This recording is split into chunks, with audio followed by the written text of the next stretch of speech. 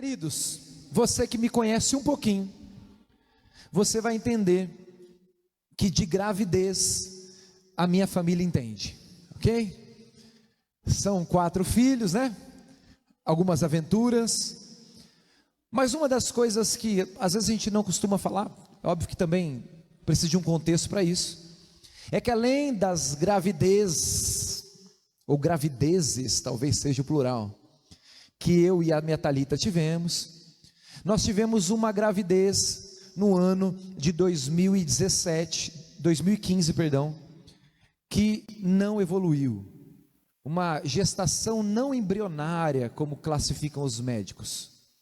O exame dá positivo, a sensação, ela é de uma gravidez, tudo aponta como uma gravidez, mas o feto não se desenvolve, não há o desenvolvimento daquele embrião e a coisa não acontece. Então é uma gravidez não embrionária, é uma gravidez sem bebê, e ela termina em uma frustração tremenda. Talvez, se você passou por isso, você entende, ou se você conhece alguém, saiba que não é algo gostoso, porque tinha tudo para ser, mas não foi. Tinha tudo para se concretizar, mas não terminou da forma que deveria. E nessa noite eu gostaria de pensar com você sobre algo que aconteceu com Israel, e Isaías ele está falando sobre isso, sobre um momento muito difícil do povo de Deus, uma declaração muito pesada, em que o profeta Isaías, ele olha para dentro daquilo que eles estavam vivendo, e ele faz uma declaração muito forte, e a declaração deles: ó Senhor, nós engravidamos, sentimos dor, mas não tivemos resultado.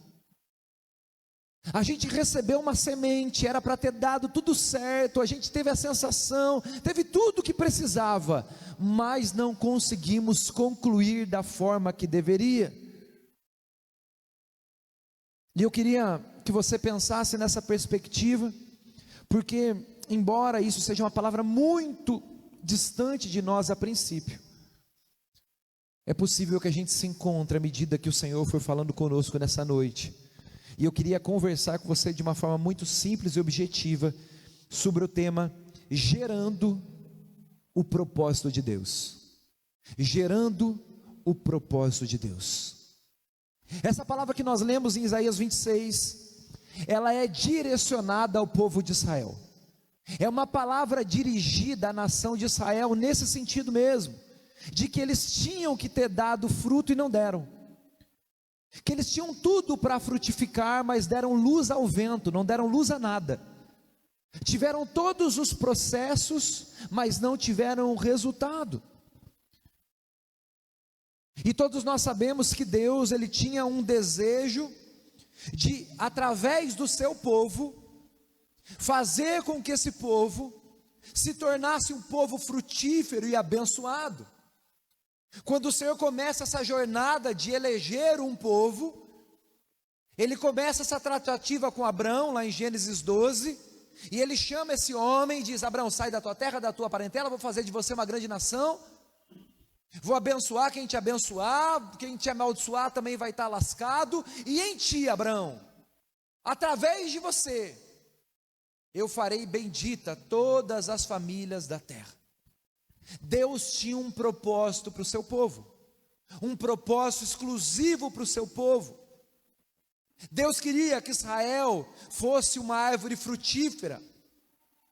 Deus queria que Israel não fosse somente uma árvore frutífera, mas também fosse uma árvore que desse sombra, para que todas as pessoas que chegassem próximas de Israel falassem: eu gostei daqui, olha aqui, que bom está aqui, olha, estou sendo abençoado aqui.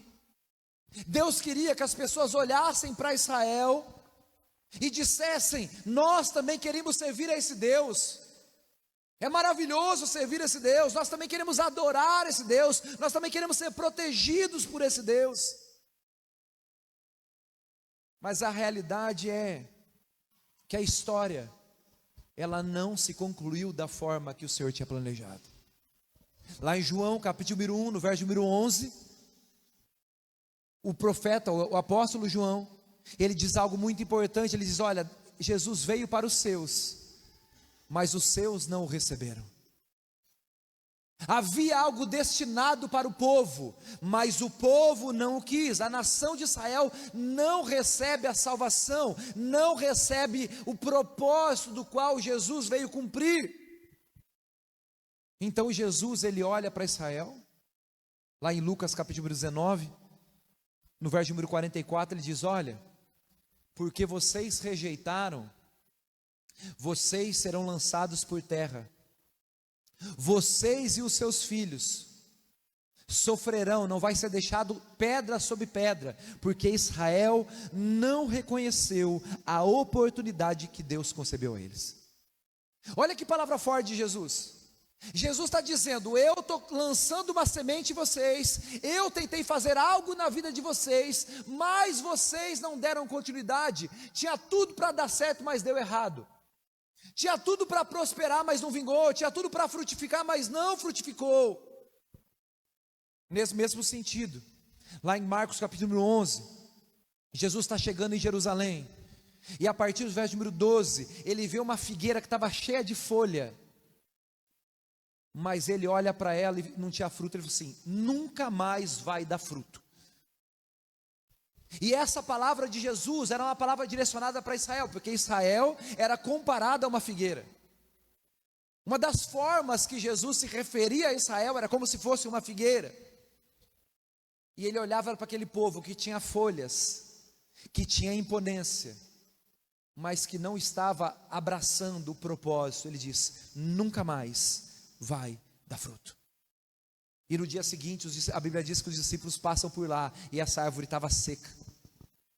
Quando a figueira secou, Jesus estava dizendo o seguinte: ó Israel, acabou o tempo, a tua oportunidade passou, você não reconheceu o que eu estava colocando para você. Eu te dei uma oportunidade, eu te dei palavra, eu te dei promessa, eu te dei propósito, mas vocês não quiseram, por isso perderam. É por isso que o profeta Isaías, ele está dizendo essa palavra profética de uma forma muito firme, muito pesada. Ele está dizendo: Israel, vocês engravidaram.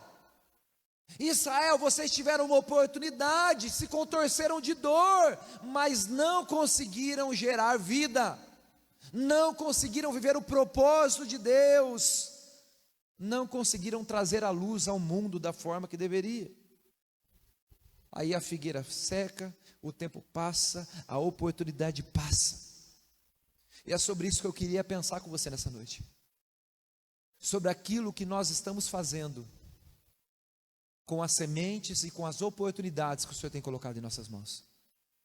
Como nós estamos respondendo aos propósitos de Deus para a nossa vida.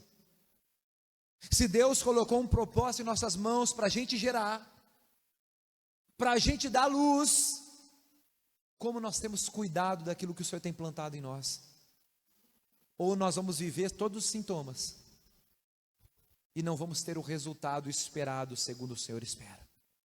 Lá em 1 Coríntios, capítulo de número 9, no verso 26 e 27, o apóstolo Paulo, ele vai nos dizer exatamente o seguinte: sendo assim, eu não corro como quem corre sem alvo, e não luto como quem esmurra o ar. Contudo, esmurro o meu próprio corpo e faço dele meu escravo, para que depois de ter pregado aos outros, eu mesmo não venha a ser desqualificado. O apóstolo Paulo está dizendo: eu recebi algo do Senhor, mas se eu não cultivar isso, eu vou terminar reprovado. Deus me deu palavra, Deus me deu salvação, Deus me deu direção, Deus me deu chamado, mas se eu não agir em conformidade com isso, eu vou terminar com a mesma palavra de Isaías: eu senti, eu vivi, eu tive experiências, mas eu não gerei e não dei a luz a nada. Meu irmão, Deus nos deu algo. Deus nos deu salvação, Deus nos deu um propósito de vida, Deus nos deu um chamado, e tudo isso está sendo gerado em nós. Mas a postura, a forma que eu vou lidar com aquilo que o Senhor está me confiando, com aquilo que o Senhor está depositando sobre a minha vida, é essencial para ter um resultado verdadeiro. Talvez você já tenha lido, mas se não leu, eu trago essa certeza baseado em estudo. 2/3, ok? 2/3 é 66% ou 2/3 dos homens e mulheres da Bíblia terminaram reprovados. E muitos deles começaram bem, com chamado, com unção, com ministério, com oportunidades, mas eles sucumbiram, eles fracassaram. Por isso eu queria conversar com você acerca dessa ideia, desse princípio, sobre estarmos gerando o propósito de Deus, para que nós possamos sair daqui totalmente despertos sobre as responsabilidades que temos com aquilo que o Senhor tem confiado a nós. A primeira coisa que eu gostaria que você guardasse é que nós temos a oportunidade de gerar o propósito de Deus. Olha que coisa maravilhosa. Olha que oportunidade que o Senhor nos dá. Assim como Maria, a mãe de Jesus, teve a oportunidade de gerar algo que era um propósito de Deus, o Senhor também nos permite gerar muitas coisas nele. Na verdade, a igreja do Senhor é a única que pode gerar coisas para Ele. O ventre que Deus usa para gerar propósito, para gerar salvação, para gerar impacto, para gerar luz, é a igreja. Nós temos essa oportunidade, o Senhor nos escolheu para este fim. Como eu disse, desde Abraão, o Senhor separou o povo e diz: olha, a partir de você, as nações vão conhecer o meu nome, a minha glória vai ser manifesta, o meu poder vai resplandecer. Em Gênesis 12 ele diz: através de você, através da sua vida, todas as famílias serão abençoadas. Meu irmão, Deus planta sementes em nós, mas cabe a nós desenvolver isso e dar a luz nisso, em nossa vida e na vida de outros. A semente é de Deus, mas ela é gerada na tua vida. O propósito é de Deus, mas ele se cumpre através dos filhos dele. A luz é do Senhor, mas ela brilha e resplandece através de nós. E mesmo tendo essa oportunidade maravilhosa, muitas vezes estamos rejeitando, como Israel rejeitou. Olha que coisa forte. Eu não sei se você para pensar. Olha de quem João está dizendo. João está falando de Jesus, está dizendo: Jesus, o Filho de Deus, veio para os seus e os seus não quiseram. Você consegue imaginar alguém rejeitando Jesus? Você consegue imaginar alguém rejeitando o próprio Deus encarnado, dizendo: não, eu não quero isso aí não. Mas muitas vezes de forma involuntária nós rejeitamos Deus e os propósitos dele na nossa vida, porque não entendemos a oportunidade que está sendo nos dada. Jesus reconheceu isso quando olhou para Israel e diz: olha, eu fiz tanto milagre nessa região, vocês não estavam nem aí para mim. Eu podia fazer tanto por vocês, mas vocês me desprezaram no momento da visitação. Israel tinha tudo para gerar vida, meu irmão, mas deu a luz ao vento. O mesmo acontece quando a gente negligencia as oportunidades de gerar aquilo que Deus tem colocado em nós. O mesmo acontece na nossa vida. O problema não é falta de visão, não é falta de palavra, não é falta de direção. O problema é a resposta que nós damos para essas coisas. O problema é a forma que nós reagimos a isso. Quando Deus semeou em Noé uma visão de construir uma arca, Noé foi lá e fez, obedeceu. Quando o Senhor falou com Moisés sobre a visão de construir um tabernáculo para aquele povo que tinha saído do Egito, Moisés vai lá e concretiza. Quando Maria recebe uma visita de um anjo e diz que ela daria luz ao Salvador, ela disse: eis-me aqui, Senhor. Nós temos oportunidades de gerar coisas em Deus. É as tuas mãos que Deus quer usar, é a tua boca que Deus quer usar, são os teus relacionamentos que Deus quer usar, são os seus dons e talentos que Ele vai usar. Então nós precisamos olhar para tudo isso e reconhecer essa oportunidade que Ele está nos dando. Todos nós temos uma oportunidade, meu irmão. Todos nós temos um propósito, Senhor, para a nossa vida. O Senhor nos gerou para um propósito. O Senhor nos salvou para um propósito. O Senhor te trouxe aqui para um propósito. Você não está aqui para encontrar uma palavra que vai massagear o teu ego, que vai resolver um problema só emocional e momentâneo na tua vida. Você vai sair daqui com sementes que foram lançadas de propósitos, de futuro, de ministério, de transformação, de libertação, de bênçãos. É sobre isso. O problema não é o que o Senhor está nos dando, porque Ele sempre está nos dando. É o que estamos fazendo com aquilo que Ele nos dá. É como estamos respondendo ao chamado, aos propósitos do Senhor. Então a primeira coisa é essa. Todos nós temos a oportunidade, recebemos uma oportunidade de gerar algo em Deus, recebemos uma semente da parte do Senhor, recebemos um presente do Senhor sobre a nossa vida. Você não está aqui por acaso, você não é obra do acaso, você não esbarrou na fé, não foi você que de repente, eu vou virar crente. Não foi você que escolheu a Ele que escolheu a você. Ele que decidiu usar você, usar o teu ventre espiritual como um propósito, para gerar coisas, para dar luz às coisas, dar luz a novas vidas, dar luz a testemunhos, dar luz a pessoas que estavam perdidas, pessoas que estavam presas no lamaçal do pecado, e isso é através de nós. Então existe uma oportunidade sobre a tua vida, guarde isso, todos nós temos, isso é uma prerrogativa da igreja do Senhor. A segunda coisa importante acerca desse texto é que existe uma oportunidade de gerarmos algo no Senhor. Mas a segunda coisa é que existe um perigo de não gerar aquilo que o Senhor nos confiou. Deixa eu falar algo para você, isso é muito importante. Não existe neutralidade no reino de Deus. Ok? Ou nós somos quentes, ou nós não somos nada, porque o frio não está com ele e o morno ele vomita, igual o meu café que eu demorei para tomar, e já gelou. O que nós precisamos entender, é que a nossa vida é movida desse jeito. O Senhor tem lançado coisas sobre nós, é palavra, é propósito, são sementes espirituais, é direcionamento, é visão de Deus, e a forma que nós respondemos a isso, pode ser uma bênção na nossa vida, uma bênção na vida de outros, ou pode ser uma maldição para nós.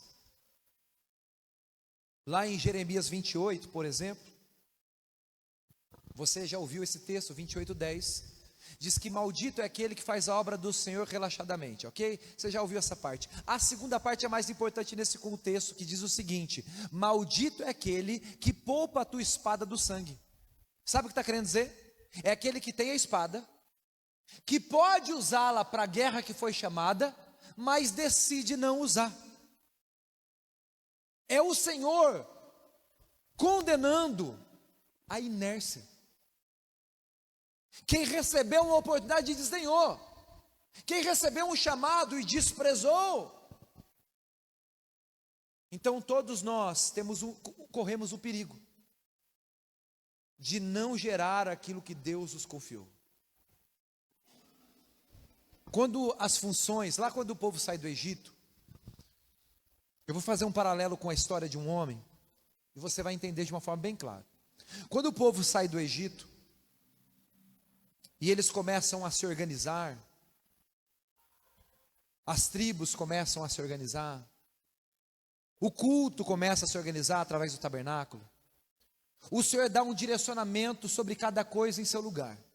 E lá em Deuteronômio capítulo 10, ele separa algumas funções para as tribos.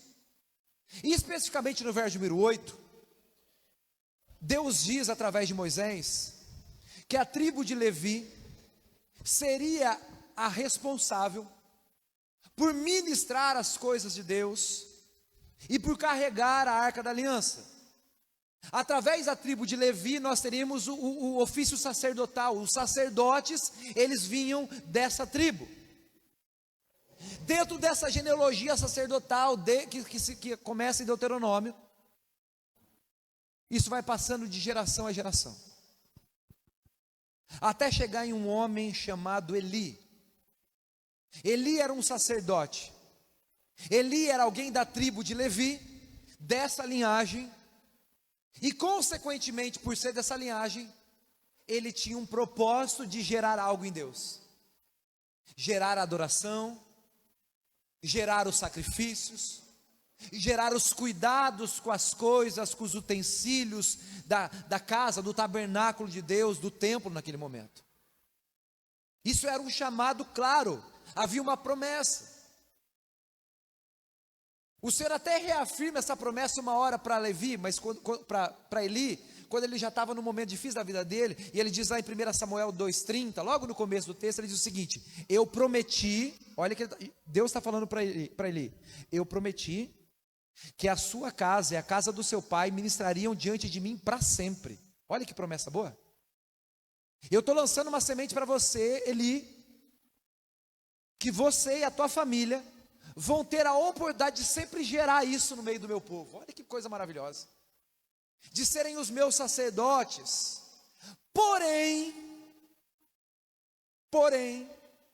ok? Porém, você sabe o que significa, né?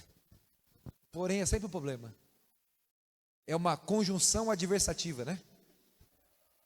Que está relacionada à oposição. Então toda vez que você fala porém, quer dizer que aquilo que tinha acontecido antes deu ruim. Quer dizer que aquilo que estava sendo planejado anteriormente não foi da forma que deveria. Então o Senhor separa Eli, unge Eli, confia em Eli, coloca sementes na mão de Eli, quer gerar vida através de Eli. Porém,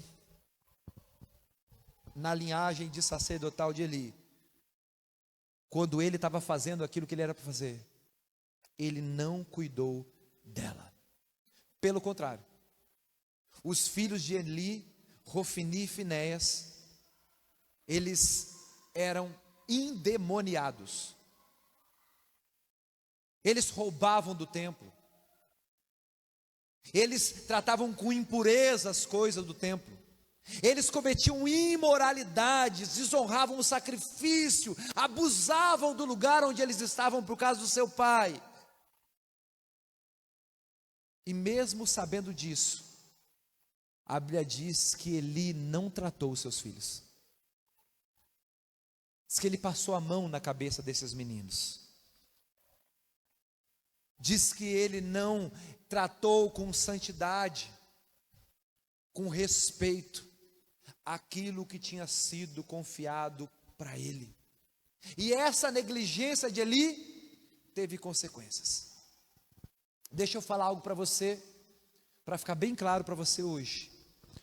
Tudo que fazemos ou não fazemos tem resultado.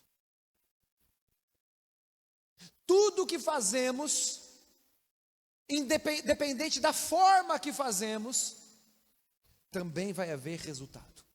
Sempre colheremos. Se existe uma coisa na vida com Deus, é que em nada há neutralidade. O apóstolo Paulo fala lá em Gálatas, capítulo 6, ele diz: não se deixe enganar, tudo que o homem plantar, ele vai colher. Tudo, qualquer coisa que fazemos, vai trazer consigo uma consequência.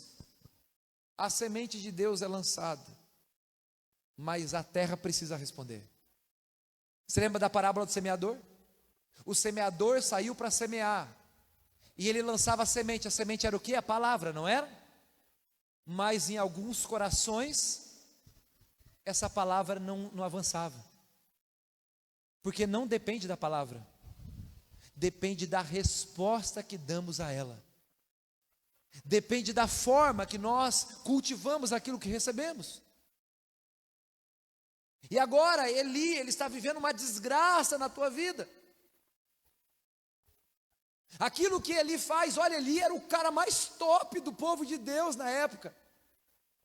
Ele era o pastor famoso, ele era o cara relevante, ele era a pessoa que todo mundo queria falar, todo mundo ia conversar com ele, mas agora Eli está sofrendo um resultado da sua negligência, porque Deus o deu a oportunidade, mas ele desdenhou dela. E quem desdenha da oportunidade que tem, colhe coisas ruins. Olha a continuidade desse texto.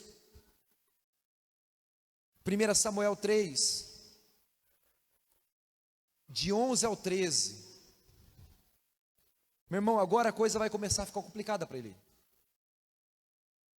1 Samuel 3, de 11 ao 13. O Senhor disse a Samuel: eu vou realizar em Israel algo que fará tinir os ouvidos de todos os que ficarem sabendo. Nessa ocasião executarei contra Eli tudo o que falei contra a família dele do começo ao fim. Pois eu disse a ele que julgaria a sua família para sempre, por causa do pecado dos seus filhos, do qual ele tinha consciência. Os filhos dele blasfemaram contra Deus, mas ele não os puniu. Sabe o que Deus está dizendo? Eu dei a oportunidade para esse cara, e ele não se importou. A profecia, isso é uma profecia ainda, é Deus falando com Samuel, ela vai se cumprir. 1 Samuel 4, vamos ler esse texto junto aí. 1 Samuel 4, do 10 em diante.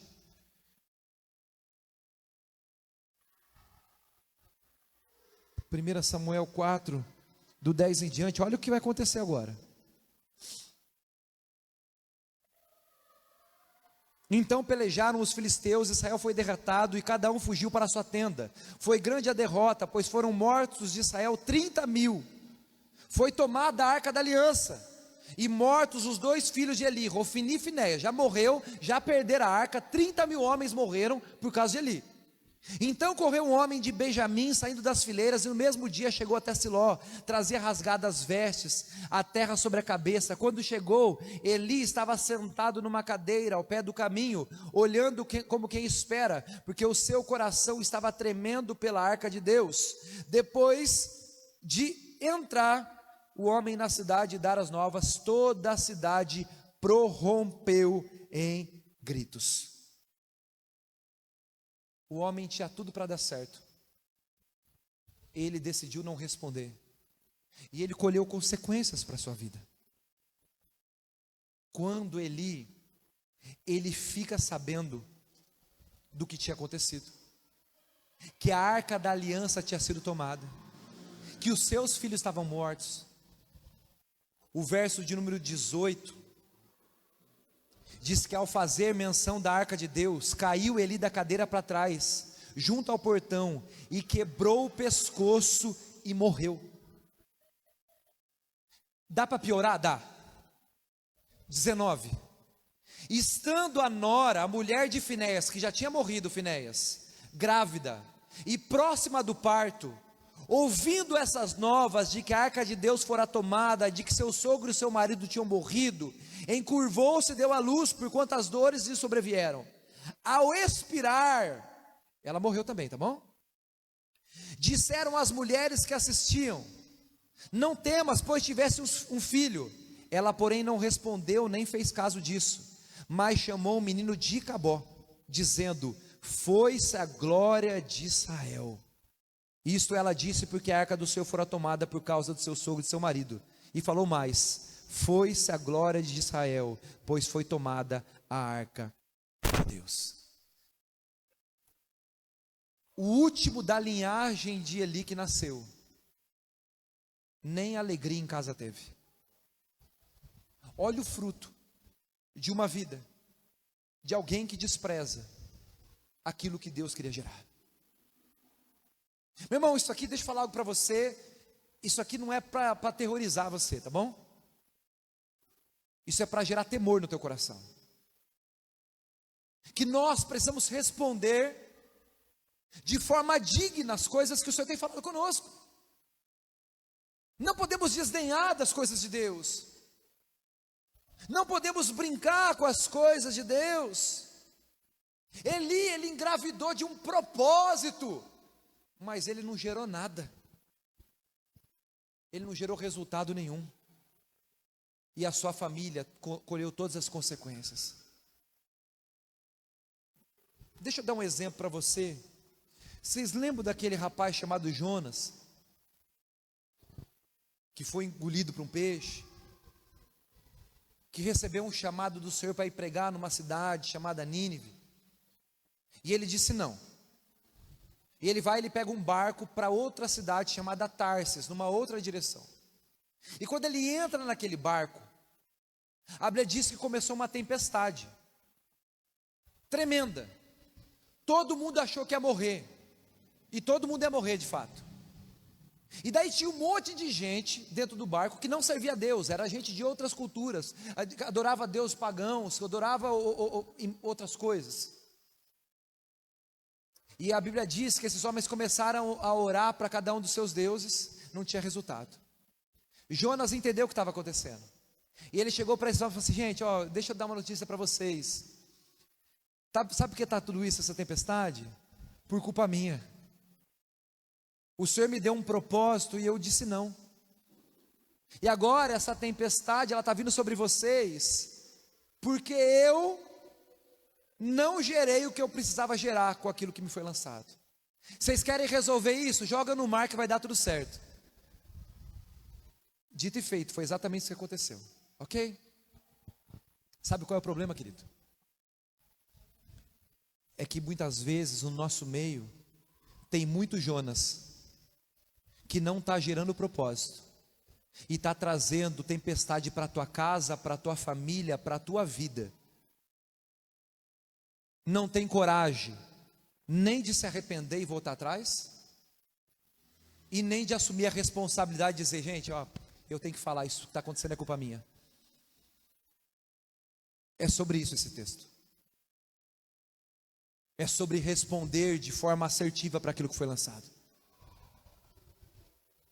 Há de saber, e você sabe, que as nossas decisões, as que tomamos com Deus, as que tomamos com a família, as que tomamos com a finança, as que tomamos na carreira, todas as decisões, elas geram consequências não só sobre a nossa vida. Se eu tomar uma decisão que vai me prejudicar, eu não prejudico só a mim, eu prejudico a minha esposa, eu prejudico os meus filhos, talvez prejudique a igreja. Eli tomou uma decisão, e a sua decisão prejudicou gerações. Nós precisamos estar atentos a isso, porque Deus tem lançado propósito na nossa vida. O que nós temos respondido é o quê? O que nós temos gerado? Fruto. Estamos respondendo? Estamos obedecendo? Fatalmente, meu irmão, nós vamos colher sobre isso. Muitas vezes é melhor até colher agora, porque às vezes a gente pode colher agora e entender o que está acontecendo, do que a gente viver a vida inteira enganado, e chegar lá na frente e entender que a gente só perdeu, que a gente escolheu o caminho do atalho, mas não gerou o que precisava ser gerado no Senhor. Então a primeira coisa, guarda isso: todos nós podemos e temos a oportunidade de gerar algo em Deus. Pastor, eu não sei. Hoje você vai saber, porque está saindo uma palavra aqui que você pode decidir se você vai gerar e dar luz a ela, ou se você vai abortar ela na tua vida. Todos nós, segunda coisa, corremos o risco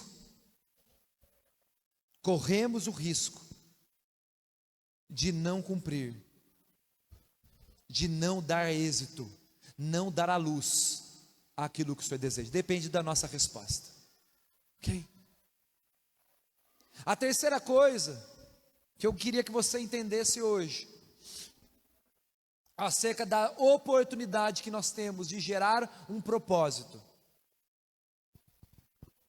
é que você não pode ser nem velho, nem gordo e nem cego. E eu não estou falando de características físicas, fique tranquilo. A Bíblia descreve Eli nos seus últimos passos como gordo, velho e cego.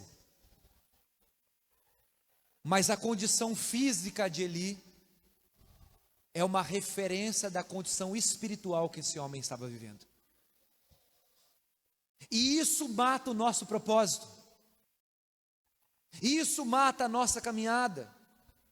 Olha só, 1 Samuel 4,15, Eli estava com 98 anos de idade, os seus olhos estavam fixos, ele já não podia enxergar, velho e cego.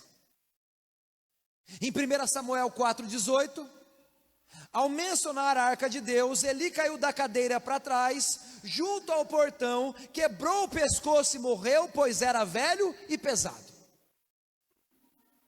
A Bíblia traz a característica física desse homem. Mas olha que você entende a forma que ele estava vivendo. A Bíblia está revelando a forma espiritual que Eli agora se movia. Eli estava vivendo nessa condição. Ele estava fraco, ele estava sem discernimento, sem disposição, sem autoridade para corrigir os seus filhos. Ele foi omisso quando ele deveria agir, e quando as consequências se manifestaram, Eli continuou sentado, meu irmão. Você imagina que os filhos morreram, a arca foi levada, 30 mil homens morreram por causa de Eli, e ele continuou sentado. Tudo está destruindo, mas eu não me posiciono. A família está indo para o ralo, está com um monte de problema, está um monte de coisa acontecendo, está tudo bagunçado, mas eu não me posiciono, eu continuo sentado. Ah não, só esperar que vai dar certo, não, vamos aguardar um pouco. Essa era a representação de Eli, velho, gordo e cego espiritualmente. Agora, meu irmão, como eu disse para você, e eu quero tranquilizar o teu coração, eu não estou aqui para te aterrorizar. A palavra de Deus, ela tem dois papéis, só isso. Olha só que benção. Dois papéis, ok? Ela consola os atribulados e ela atribula os acomodados. É só isso que ela faz. Então, se você está em paz, fique em paz, irmão. Agora você está acomodado, você tem que sair daqui atribulado. Eu não posso continuar assim. Eu preciso me posicionar, eu preciso fazer algo. Eu não posso continuar de forma espiritual como Eli estava. E para isso tem uma resposta de Deus para nós, meu irmão. Não envelheça espiritualmente. Rejuvenesça sempre teu espírito. Olha lá em Josué 14, do 9 ao 11. Josué 14, 9 ao 11. A Bíblia diz o seguinte: por isso, naquele dia Moisés me jurou: certamente a terra em que você pisou será uma herança perpétua para você e para seus descendentes, porque você foi inteiramente fiel ao Senhor, meu Deus. Pois bem, o Senhor manteve-me vivo como prometeu. Faz 45 anos que ele disse isso a Moisés, quando Israel caminhava pelo deserto. Por isso aqui estou hoje, com 85 anos.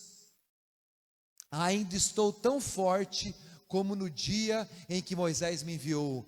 Tenho agora tanto vigor para ir à guerra como eu tinha naquela época. Olha o que Caleb está dizendo. 45 anos atrás ele recebeu uma palavra, uma semente, e esse homem se manteve jovem espiritualmente, acreditando. Deixa eu falar uma coisa para você sobre igreja. Você envelhece, meu irmão, o teu ministério não. Você envelhece, o teu chamado não. Você envelhece, as tuas responsabilidades com Deus não. Ah, mas eu fiz muito. Ou você termina como Caleb e faz tudo, ou talvez o muito que você fez vai ser esquecido. Não existe meritocracia no reino de Deus, existe constância. É por isso que lá em Isaías 40, 31, a Bíblia diz o seguinte, Isaías 40, 31, os que esperam no Senhor renovam as suas forças, sobem com asas como águia, correm e não se cansam, caminham e não se fatigam. No Senhor, meu irmão, a gente não envelhece. No Senhor a gente não esmorece. No Senhor nós os renovamos. Não envelheça espiritualmente, rejuvenesça o teu espírito. O outro problema é não dê lugar à cegueira. Tenha visão e discernimento pela fé. 1 Coríntios 2,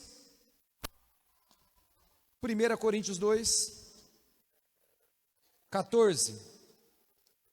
Ora, o homem natural não aceita as coisas do Espírito de Deus, porque eles são loucura, e não pode entendê-las, porque elas se discernem espiritualmente. Porém, o homem espiritual julga todas as coisas, mas ele mesmo não é julgado por ninguém. Eu posso botar o seguinte: se você tentar enxergar na tua ótica humana, fatalmente você vai fracassar. Se você tentar enxergar do teu jeito, tem uma hora que você não consegue enxergar. Mas ele diz que no Senhor nós podemos encontrar discernimento através da fé. Não vivemos pelo que vemos, vivemos pelo que cremos. Não é o que está diante de nós. Lá em 2 Reis 6, acontece uma passagem bem interessante, que Eliseu está junto com seu moço, Geazi, e um exército inimigo tinha ido para pegar Eliseu e todos que estavam com ele. E o moço olha pela janela e ele vê uma enorme multidão, e ele fica morrendo de medo. E ele fala para o profeta Eliseu, ele diz o seguinte: ô mestre, você não está vendo o tanto de gente que tem lá fora? Você não está vendo quantos homens se levantaram para nos matar? E daí Eliseu responde: ei, segura aí, moço. Maior é o número dos que estão com a gente do que contra eles. E daí Eliseu faz uma oração para o Senhor no meio dessa conversa: Senhor, abre os olhos dele para que ele veja. E diz que instantaneamente os olhos espirituais desse jovem é aberto, e ele consegue enxergar coisas que naturalmente ele não conseguia. Irmão, a nossa visão ela é enganosa. Às vezes nós estamos enxergando coisas que não condizem de fato com aquilo que realmente é. Por isso a nossa visão não tem que estar restrita, a capacidade que nós temos de enxergar deve estar focada na capacidade que nós temos de crer, naquilo que o Senhor está falando, naquilo que o Senhor está movendo. Não dê lugar à cegueira, tenha visão e discernimento pela fé. A última coisa do tripé de Eli: velho, cego e gordo. Irmão, se tem uma coisa que nós precisamos na nossa vida cristã, é de fortalecimento. Fortalecimento é o que nós precisamos aqui. Depois de fortalecidos, nós temos a responsabilidade de transbordar na vida das pessoas. Nós temos a responsabilidade de compartilhar aquilo que nós temos recebido. Talvez você não entenda com clareza isso que eu estou falando, mas na vida de Eli, era um homem que tinha um relacionamento com Deus, um encargo de Deus, uma responsabilidade com Deus, sabia das coisas de Deus, tinha conhecimento das coisas de Deus, mas ele guardou tudo isso para ele, não usou nem para discipular os filhos. E isso, meu irmão, é uma repreensão espiritual para nós, porque nós muitas vezes estamos engordando espiritualmente. Nós chegamos do culto, lemos a Bíblia, estudamos a palavra, mas não a transbordamos na vida de ninguém, não fortalecemos ninguém. Estamos engordando das coisas de Deus, mas você não está aqui para engordar das coisas de Deus, você está aqui para transbordar das coisas de Deus. Você só precisa daquilo que é necessário para o teu fortalecimento, e depois de ter fortalecido, meu irmão, ajuda o teu irmão. Lá em Tiago 1:22 diz o seguinte: olha, tornemo-nos não ouvintes da palavra, mas praticantes. Nós não podemos só receber, meu irmão, a gente tem que manifestar. Lá em Filipenses 4:9, o apóstolo Paulo fala o seguinte: olha, aquilo que vocês ouviram, viram e aprenderam comigo, também fazei.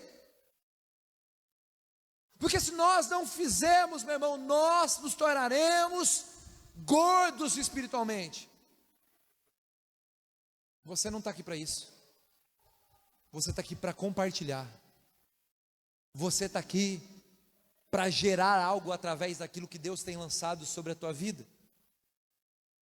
Por isso entenda essa palavra como uma direção clara do Senhor para nós, para que a gente não chegue em um momento da nossa vida, do nosso ministério, do nosso chamado, da nossa família, e declaremos as mesmas palavras de Isaías, dizendo: Senhor, nós engravidamos, vivemos os processos, mas a gente deu a luz ao vento, não deu fruto nenhum.